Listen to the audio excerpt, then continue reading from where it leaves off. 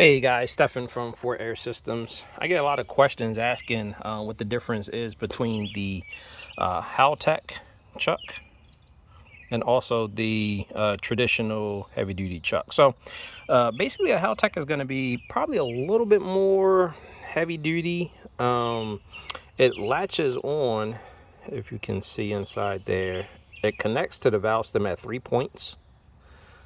Okay, and it's a very positive engagement. The traditional just latches on at 1 point.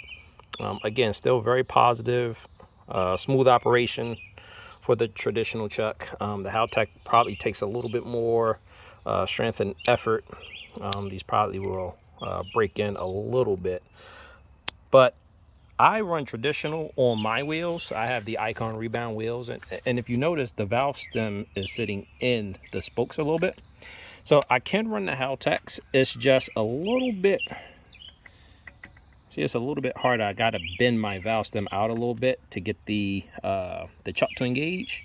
Whereas the traditional, it just clips right on and right off. So depending on your wheel design, you may find a benefit in running the traditional chuck if your valve stem is sitting out on the edge of or a little bit closer to the rim, the edge of the rim.